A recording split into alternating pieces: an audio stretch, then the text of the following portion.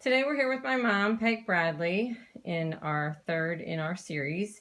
And today she's going to talk about different jobs she had.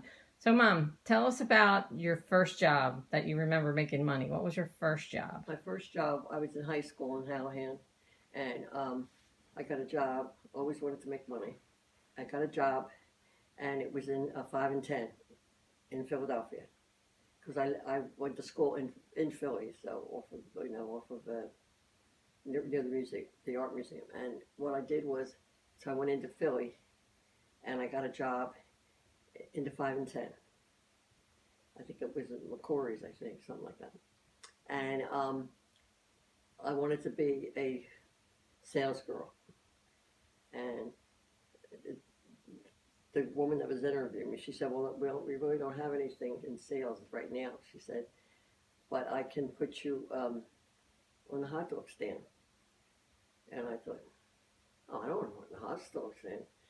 But then she said, "That's all we got," and they said, "I'll take it." Because you wanted to make money. Yeah, I want to take money, so I said, "Well, you got to do what you got to do." So I did that, and I really did well. And then it wasn't hard. You can imagine hot dog soda. It was people were nice. So, why did you want to make money? I mean, what was the. Well, I wanted to make money because my mother was struggling. She was always struggling, and you used to have tickets to get on the trolley car to go to school. So that was your tickets, and I figured, well, if I could work, I could make enough money to get my tickets to get back. To pay your way, to pay my way for school. This is just trolley fare.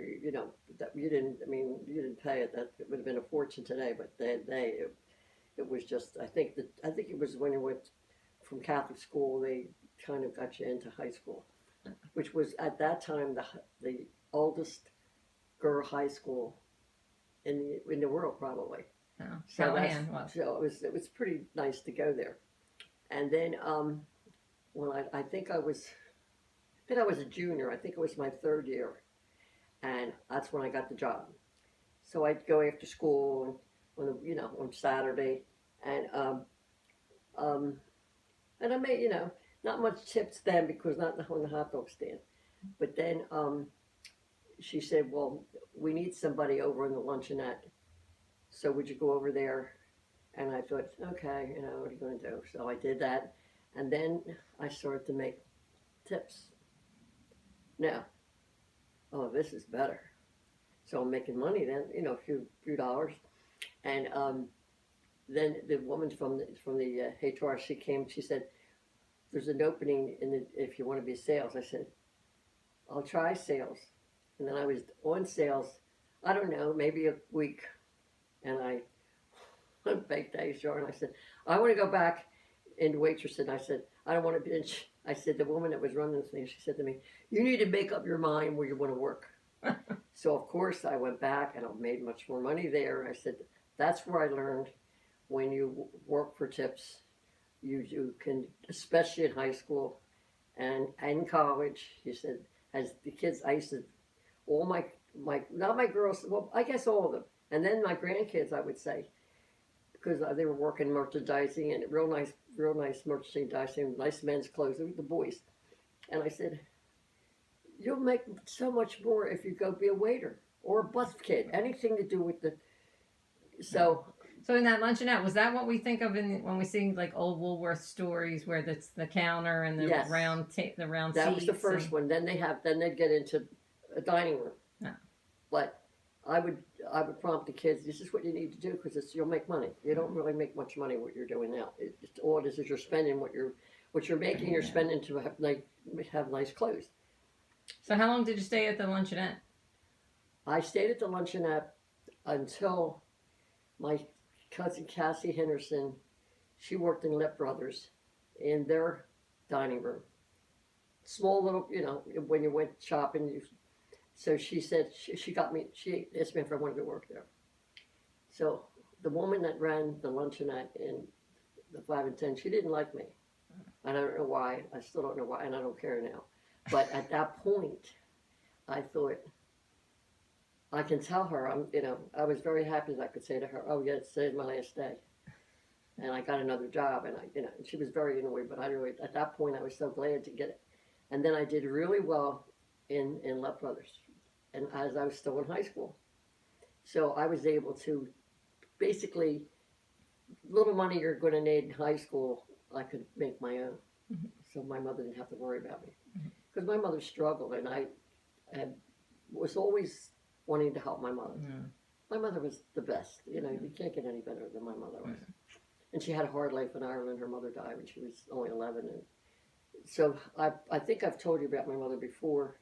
I'm repeating myself because it's my pleasure to talk about my mother. Yeah. Because she was great.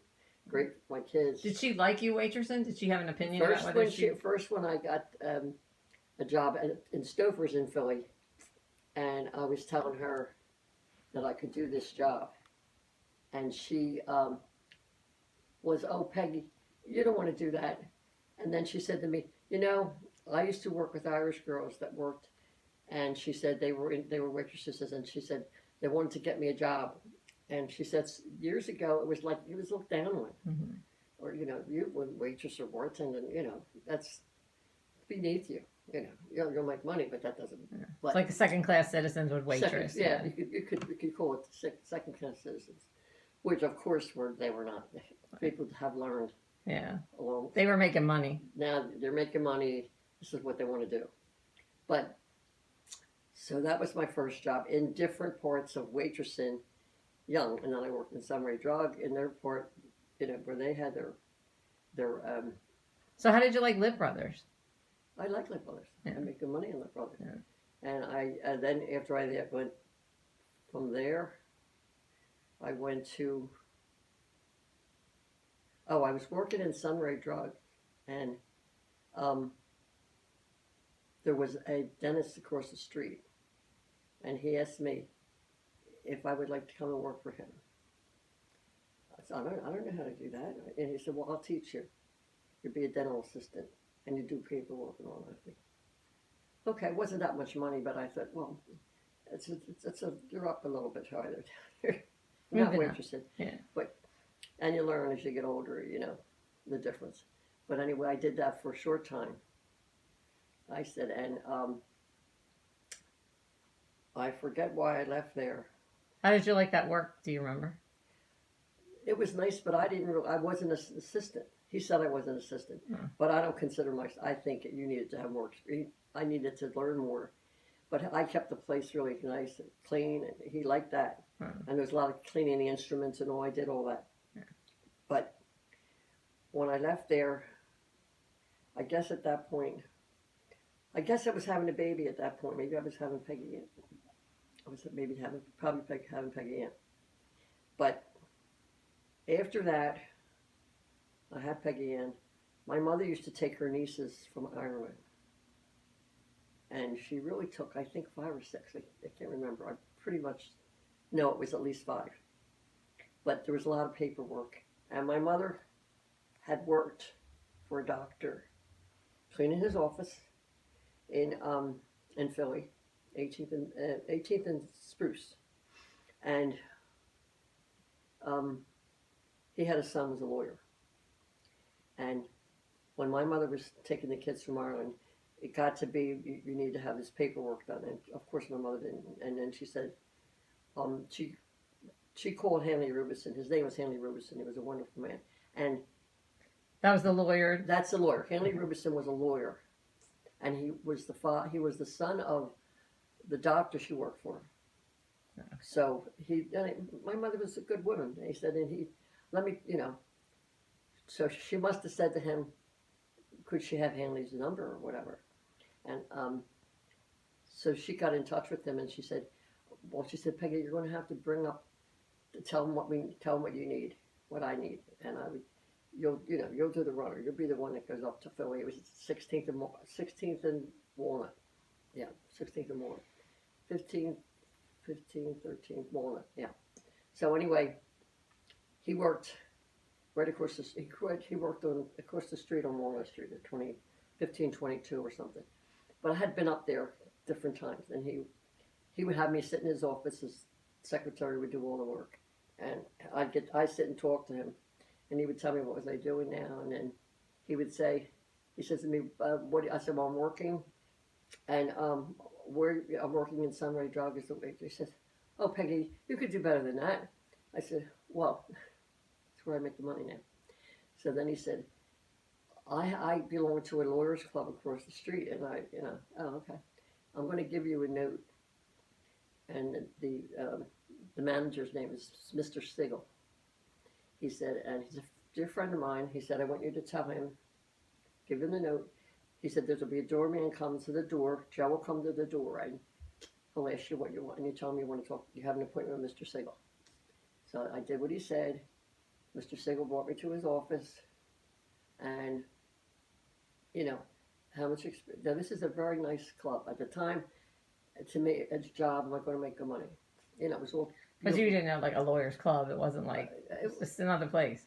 It was, it was to me. It was another job, better job, and Hanley's must have influence because he gave me a note, and they took me, and he says, like, how much experience do you have?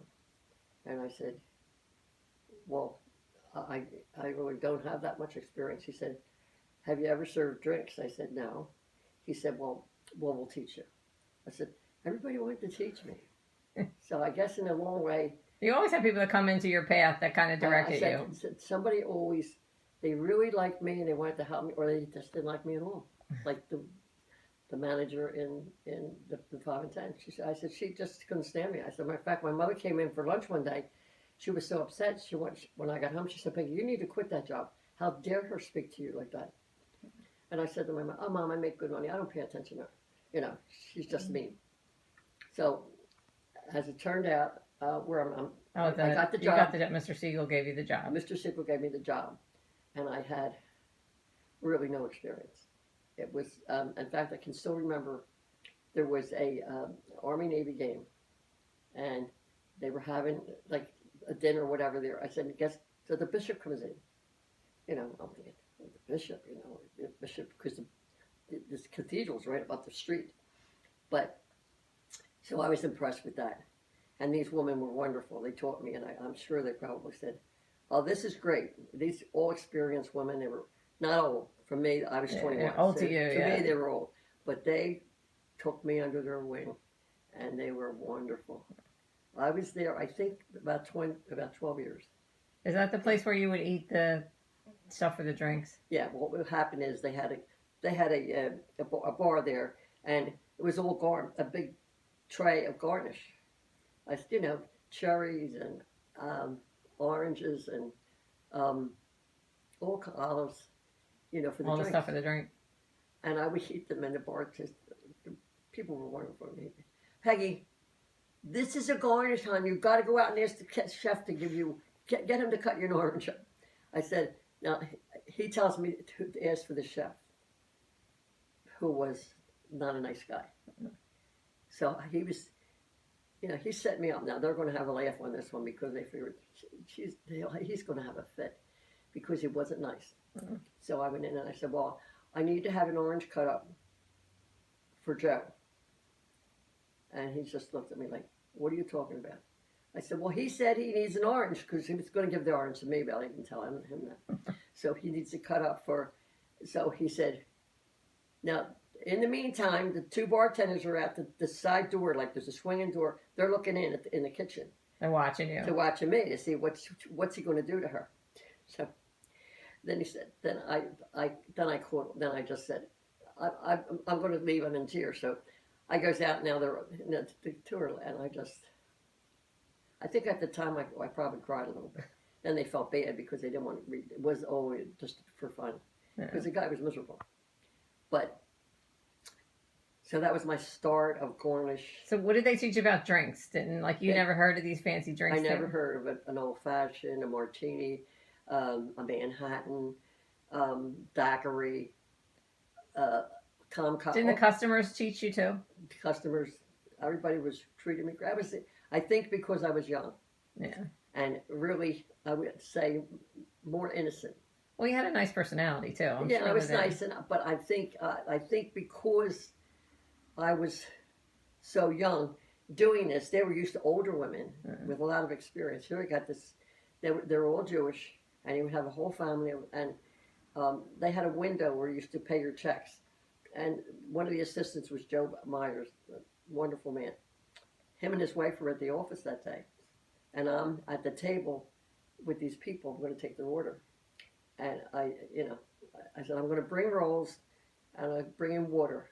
Then you're going to have to wait because there's 8 here, so and okay, Peg, take your time. I said, and when I got off later, Joe said to me, Peggy, I think he met his wife, and he said, she can't believe you're talking to people like this, and they like it. And I'm looking, I said, well, what do you mean? He said, well, you kind of take over the table. You're serving. He said, but you wind up part of the whole thing. Well, this is what they like. They know what they, and he said to his wife, these people will wait for Peggy to get in. She's always late. They'll wait till she gets here for her to wait on them. Oh my gosh. And he said, they won't take anybody else. And I said, to me, it was like, really? Oh, geez. I said, but when you're young and innocent and you're not used to this kind of service, you're going to learn it. I said, I learned the best from them. I said, kinds of meat that were taken care of, and they were they had chicken livers, pate, and I said, I didn't know that they beat up the livers and they put hard-boiled egg in a little bit of onion, and it's delicious. And they put it on crackers. I said, I said they had homemade pastry up at the stairs where they had second floor. They made all the pastry. I said, so. And didn't you say you used to like just help yourself? Like you just thought, oh well, this is nice. When I first did it, and I but the waitresses would say, Peggy, you're not supposed to have that. And I would think, well, why? Because you're not. That's for the client. That's for the customers, not you. Geez. But I think because I wasn't fresh, I wasn't wanting to be fresh. They knew you didn't know. They know. She's a dumb kid, and she'll get it. But it winded up that they really liked me, and the waitresses taught me. I mean, I used to have shoes, but I remember her. The one waitress, I think his name was Doris, and she would say to me, Peggy, you need to get good shoes. And I used to call them old lady shoes. They had the little heel, they tied. Peggy, you need these kind of shoes. You're not wearing comfortable shoes. No wonder you're tired. Then you're going down Wanamaker's and buying kid stuff for the kids when you should be saving the money. So they tried to guide me, and I think a lot of things I learned from these people, plus my mother, that this is the way it's done. Were the customers generous to you? I would think these are rich people that you're waiting on. Yeah, these people were, they were people that lived in Philadelphia. That belonged to the Lawyers Club. In better places in Philadelphia. There's some beautiful places in Philadelphia. It cost you a fortune to live there. But at this time, it was probably expensive, but nothing like today. Right. But I learned, it was right next, the side street was where Sydenham Street was right next to the big, what's the name of it? Union League. Oh, the Union League, yeah. And I could see down, they had a huge kitchen that had all kinds of people working. I said, and I could see there, because Sydenham Street was a little street, and my mother worked in the offices next door, which was the Publickers. She worked there as a cleaning lady. And I would go and pick her up. She used to get done like at 12 o'clock at night. And I would go and pick her and her girlfriends that worked there. And I would park in that street where I could, till they came in, I could look up, down and see. Were you working there when you would pick her up at night? Were you working at the Lawyers Club when you were picking a grandma up? I don't know. I can't remember. Yeah, I don't know. I could have been. But I can't remember. It's just too much to remember. Yeah, so much in this. But getting back to the MLA Club, weren't you talking about the people who sent us pajamas or something? Somebody yes, one of the men had a merchandise factory, I guess. So he had asked me. Now I have Peggy and Kathy and Marie, and he asked me, what size were the kids? How old are they? And they were steps and stairs. And he said, I want to send you something for the kids. these are one of my customers. And he wanted their sizes. And I gave him the sizes. And in the mail, I got 3 pairs for each of them. They were beautiful pajamas. And if I can remember rightly, they felt like they were so, the cotton was so fine, it felt like silk. I'm thinking, oh, these are so pretty. You know, at that time, I wouldn't be able to go in and buy something like this. But I'm saying and they gave me, of course I told everybody it was my birthday. So they brought me, what do you call it? Chanel number 5, big bottle. Wow. Oh, Big bottle. geez. In fact, my niece gave me that for my 50th, no, my 60th, what am I talking about? My 65th birthday, I think, or was it the 80th? The big bottle like that. I said, that's the first bottle of perfume I ever had, and that's where I got it. And they gave me roses. Wow. And So why did you leave there? You were pretty happy there. I was there probably, I think about 10 years. Oh wow. Pretty sure 10 years. But then, see, I was pregnant for 4 between Marie and Dorothy. I wasn't pregnant. And I got pregnant while I was there. And I was starting the show. And them years, Dorothy was born, what year? July 1959. 59. She was born in 59. And I was starting the show and I felt funny. And Mr. Siegel, I said, I think I'm going to have to quit because I'm having a baby. She said, Peggy, just wear a bigger apron. Nobody notices that. But I felt they did. And I stayed there. But wasn't there a pre-story about being pregnant? Well, there was priests that came in too. 3 priests they were at the cathedral. They probably were one of the priests there. I don't know who they were. I don't remember their names, but they were great. But I'd wait on them too. And I said to them, like, they came for dinner one night, and I said, "Oh, Father, I wanted to tell you. So I have something to tell you." And they're real attentive. They're looking at me, and I said, "I'm going to have a baby." And the one priest said to me, "Peggy, just because we're priests, it doesn't mean we're blind." And I think, oh my God. So I'm saying that's how innocent I was at that time, that they wouldn't notice. And I think I'm too big to be working because people don't like that. And so that's another story from the MLA Club. It was a very nice job. That was, yeah. Did Daddy like you working there? No, that was a mistake because, in fact, when I got the roses and brought them home, he wanted to know why would they give me roses. Of course, I didn't want to say to him because I'm so nice, because he doesn't like that. He was very, very jealous to a fault. So we let that go. And so you were having Dorothy, so you quit there, and then. Yeah. He was happy because he didn't really then I had like you being around. It's like a men's club. He didn't like that. No, and when he came there one time to see what I was doing and where was I at, he had to knock on the door, and the doorman would answer. And, can I help you, sir? Well, my wife is Peggy Johnston, and the doorman said, "Well, she's working. You'll have to you'll have to see her afterward." But he wasn't. They didn't allow him in. No, so he didn't like that at all. He didn't like that. He wasn't going to get in there. So then he couldn't see where I was. What was I doing? He must have thought. I don't know what he thought. Doesn't matter. But it became part of the whole thing. When you have this many children, it's not easy. But so then you left the MLA Club and you had Dar, and then what? I had Dar. Where did you work after that? Didn't you work in a grocery store on Chester Avenue at some point? I'm trying to think. Chester Avenue. I don't know. Near Aunt Mary's house because. Oh yeah, I used to help. Because he could watch you come in. He could watch you while you were.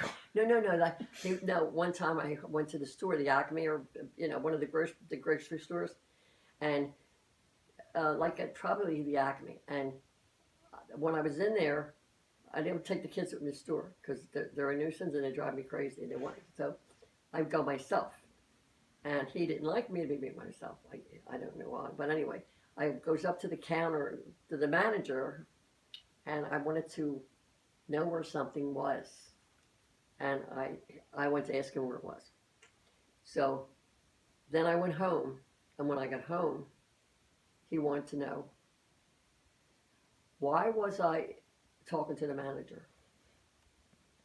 Now I figured, oh, he's outside looking in the window. So I proceeded to tell him. I don't know remember what it was. Doesn't matter. But anyway, and then he was reprimanding me. I don't know what he was saying. I forget. I just know. I do know what I said to him, though. I said, do you really think that there is... He thought every man in the world was after me. I don't know where he just did. But I said, do you really think that there's a man crazy enough to want a woman with 5 kids and she's with child? Showing. You really think there's somebody out there like that? And he said, I said, they'd have to be as crazy as you. And he said, okay, but he started to laugh. Because when you really think about it, it was silly. Yeah. But that's how he thought. He just, I don't know, So it just became a joke to me. And So when you left the MLA club and you had Dara and you had, I guess, odd jobs, what was your next job you had for a while? Did you work at that bar that Aunt Betty worked at? What was that? Dowd's? Was that Dowd's? Yes. No, I didn't work there. Betty worked there. Oh. That was the 58th in Chester. Okay. It was a good job. No, I didn't work there. I think I probably was pregnant, or I probably it was hard to get in there. You had to know somebody. Oh. So no, I never worked there. And then I worked at the airport. And what did you do at the airport? I worked at the airport on the counter. Yeah. And I remember at that time there would be one jet a day that would take off. One jet a day. And I remember I would stop. I loved to watch the airport. I should have been an airplane pilot. They wouldn't take me, I guess. But anyway. You wanted to be a stewardess. I travel the world. That was my intention. I really wanted to be a stewardess. And because I think probably because I always liked the airplanes. And probably I wanted to travel. But no, I never was a stewardess. I was at that time I had too many kids and I was just they're not going to take you. But then what else did I do? So you did the airport and then you worked in the... No, then I had... the next thing I can remember from the airport was I had Linda. Now I'm going to have another baby. And I think... I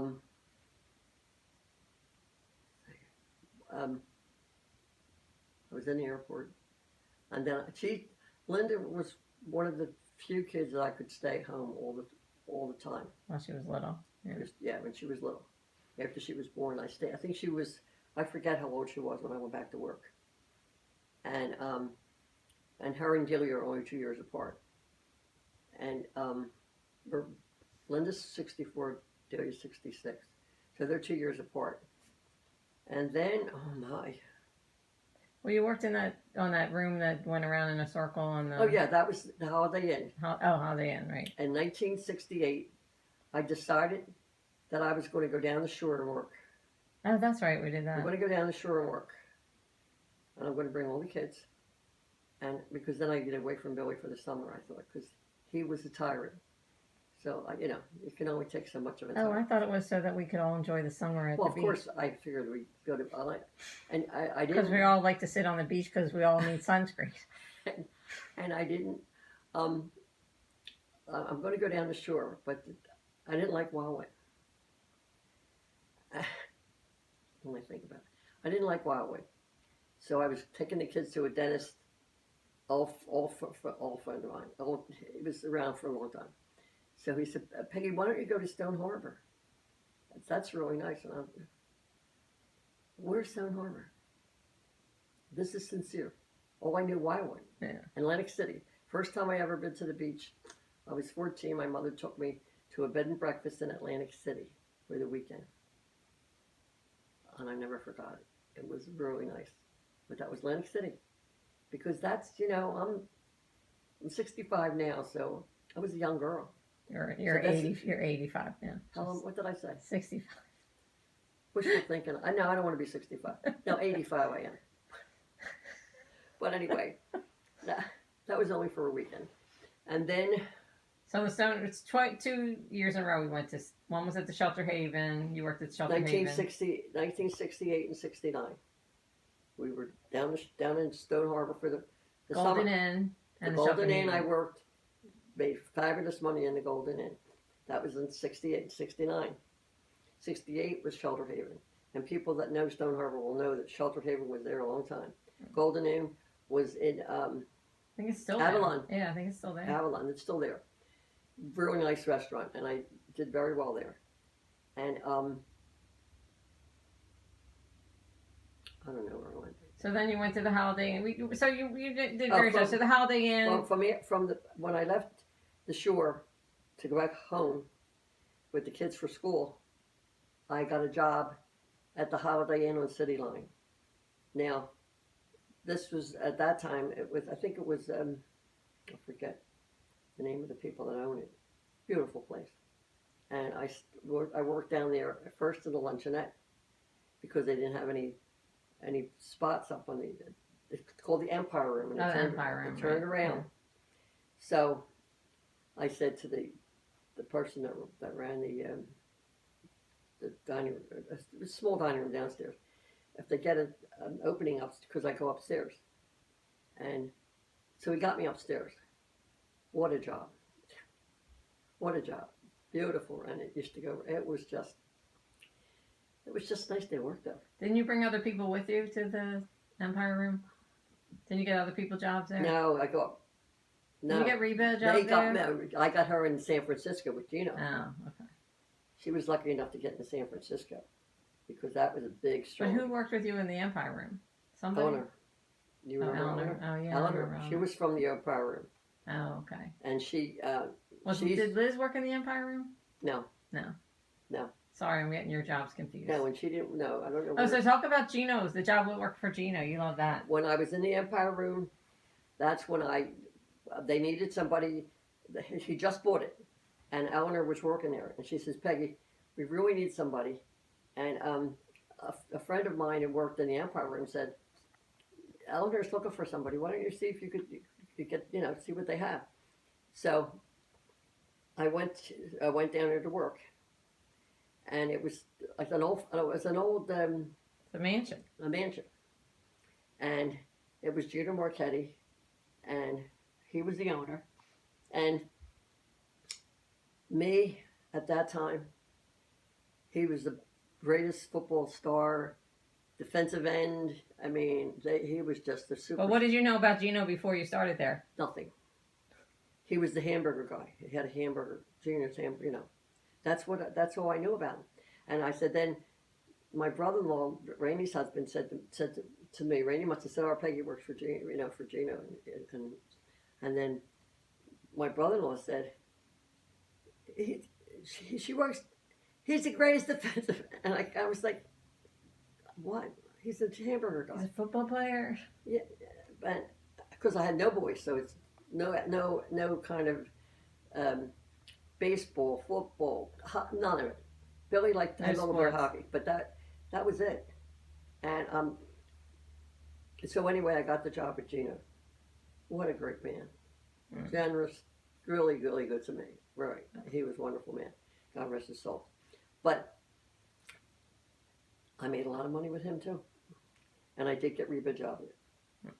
And of course then Liz and Bernie used to come there. They'd go there to party when, they were out. And we had an old bartender at Gino's, George, and he was pretty old.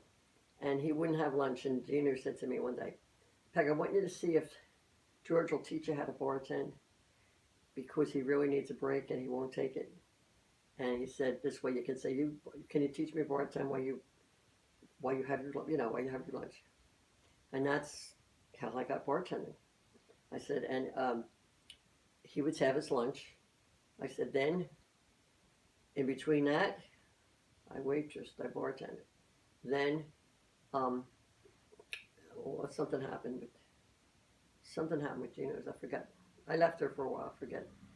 Um, I don't forget. I think So after Gino's, you went out to Shadyside. yeah, but that was no wait. When I was with Gino's, Well, with the San Francisco. yeah, But then because we moved out to Exton then. right. And I don't. Well, maybe there's another job in there, but you did. We'll skip ahead a little bit because we're. I didn't long like. on I this. didn't really. Well, we were living in a big apartment complex, which it was very nice.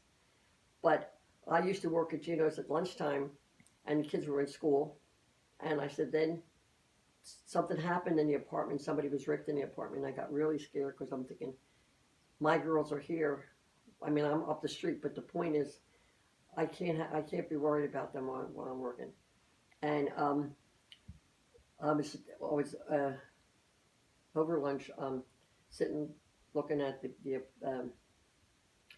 mainline Times per paper, and a woman that worked with me, Rose, she said, "Peg, what are you looking for?" I said, "Well, they have cute little houses around the corner. I was wondering if I could maybe get one of those for rent." And she said, "Peggy, that's the mainline Times." And I said, "Well," she said, "that they're all Italian. You don't have a chance in hell to get in there. It's all relatives. They're all Italian, and you're a little Irish girl, and you want to go." And it was Devon. It's not like you're. It was Devon, yeah. It was the main line. So I thought, well, and Rose says, "Peg, I have a nice place out in Exton, and I know the realtor, and I'm saying, where's Exton? Sincerely, when you're from South Philly, I worked on the main line, but strictly job, that was nothing more than that." And it was like, you're a kid. And then I said, "Well, where is it, Rose?" She said, "It's not that far. It's in Exton." And I'm saying, I don't even know where Exton. She said, "Well, you know where they have the ice cream? The Guernsey cow. The Guernsey cow for ice cream. Didn't you ever take that?" I said, "Oh yeah." I said, "That's far." She said, "It's not that far. I know the shortcut." God bless Rose. I said, because I'm thinking, Exton. But I met the guy, and I got a little place for rent. And Marie's last college, we were in High school. I was in my last year of high school. she's in her last year in high school, and she's in Conestoga. Conestoga, which was a very good school.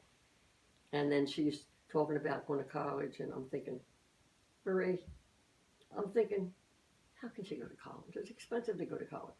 And but see, this is where she's at with all these kids. You're talking about kids from the main line. They're all going to go to college.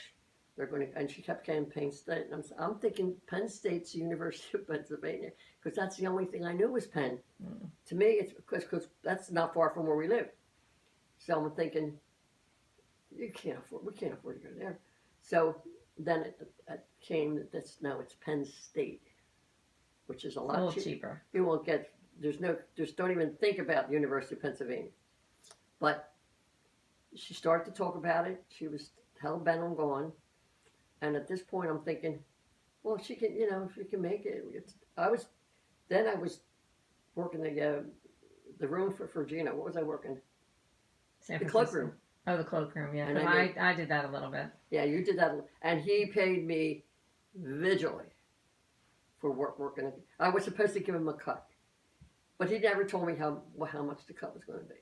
So now he never got it. Now it's summer, and he says to me, "Oh yeah, by the way," he said, "where's my cut?" And I said, "What cut?" He said, "Didn't we have a deal? You were going to make so much and give me a cut." I said, "But you never told me how much." And he said, "So that means no cut?" I said, "Well, I have to figure it out. I can't figure." So of course he gave me. That was the extent of it. That's so. You had a lot of jobs. So we're gonna wrap this one up, and then maybe next time we'll talk about your other jobs, because we'll talk about Shadyside and then the Stagecoach. Well, that's and then of course Vanguard, and how people just. it seems to me like all of your life, people were pulling you into the next thing to do. That's true. And I think you're and pretty I've always blessed been, by that. I have been always really blessed, or somebody didn't like me. And Yeah. I was always one of both. But I had more people like me than didn't. Yeah, clearly. That to me is a godsend, because I think maybe some people, that was a lot of kids. So one of your messages would be that if you can have an opportunity to waitress in any part of your life, you should do it. Do it. Unlike I never waitress because. Well, she didn't want to waitress, but I don't blame her. But for me, I wound up getting my own restaurant, buying my own restaurant. But how I did that was, I worked in Shadyside, which was right near our house when we were in West Bedford. And the woman that came in, she said to me, "Peggy, you should have your own place." I said, "It's easier said than done. I could be I can financially. I'm She's gonna be your partner or something, wasn't she? Yeah, one of my partners. And I'm just thinking, well, okay, I'll humor her, because she's, it's ridiculous. Because that's why I really thought it was ridiculous. I said, and she knew where to play. She knew her place, and I just, at that point, she was nice. She was very nice.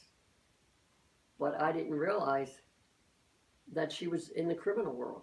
So let's just make this to be continued, because we want to let the suspense grow for everyone that watches you on YouTube to see what happens when Peg.